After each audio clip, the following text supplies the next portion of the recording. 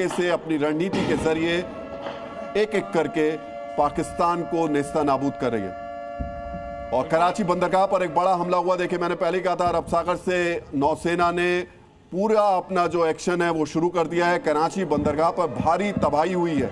10 से ज्यादा धमाके वहां पर देखने को मिले, सुनने को मिले हैं। कराची बंदरगाह मतलब अब कुछ बचा नहीं है पाकिस्तान में। कराची हो, इस्लामाबाद हो, लाहौर हो, सियालकोट हो, हर जगह इस वक्त तबाही का मंजर, तबाही की तस्वीरें सामने आ रही हैं। ये जो हम आपको बता रहे हैं कराची बंदरगाह की तस्वीर है, जहां पर 10 से ज्यादा धमाकों की आवाज सुनाई दे रही है। मेरे सहयोगी अनंत इस वक्त और पूरे एक बड़े पैनल के साथ में मौजूद हैं। अनंत, ओवर टू यू। बिल्कुल राहुल जी, और कराची बंदरगाह की तस्वीर आपने दिखाई और खबर यह भी आ रही कि पेशावर में भी बड़ा धमाका हुआ है। यानी कि पाकिस्तान के हर बड़े शहर को टारगेट पर लिया जा रहा है और स्ट्रेटेजिकल तरीके से इस पर एक्शन भी लिया जा रहा है। कर्नल चौबे, मैं सीधा आपके पास में आऊंगा।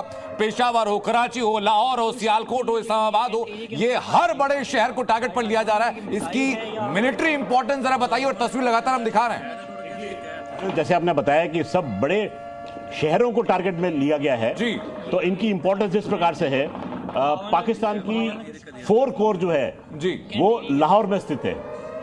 लाहौर में 4 कोर जो है वो एक होल्डिंग कोर है, सॉरी डिफेंस कोर है जी। यानी कि खंदक खोद के उसके अंदर बैठती है, दुश्मन के आने का इंतजार करती है और फिर उसके ऊपर अटैक करती है। यानी भारतीय सेना जब असॉल्ट करेगी उसका मुकाबला होगा लाहौर वाली कोर के साथ में जी। इसको काउंटर करने के लिए हमारी अमृतसर की तरफ से फॉर्मेशन जो है वो मूव करती है जी। अगर वो सोचते हैं कि लाहौर वाली कोर, मैं लौटूं सर आपके पास है कि पेशावर से जो खबर आ रही है, पेशावर में सिर्फ एक धमाका नहीं हुआ है बल्कि तबाही है। कई इलाके ऐसे हैं पेशावर के अंदर जहां गोलीबारी जारी है।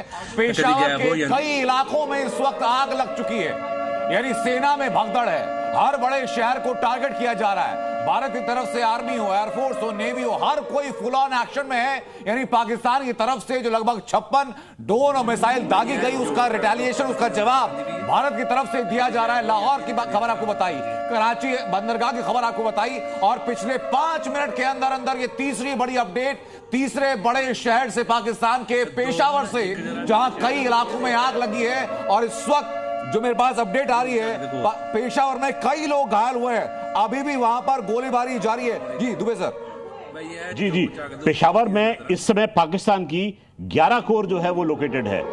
उसको पेशावर कोर के नाम से जानते हैं जी। लेकिन पेशावर कोर को भारी मुश्किलों का सामना करना पड़ेगा, क्योंकि एक तो जैसे आपने बताया उनके फौजी जो है वो फौज छोड़ के भाग रहे हैं जी। उनके जर्नैल जो हैं जी। मैं लौटूं आपके पास इसी बीच एक और बड़ी खबर आ रही है कि पाकिस्तान के जो कई बड़े अफसर हैं वो विदेश भागने की तैयारी में हैं।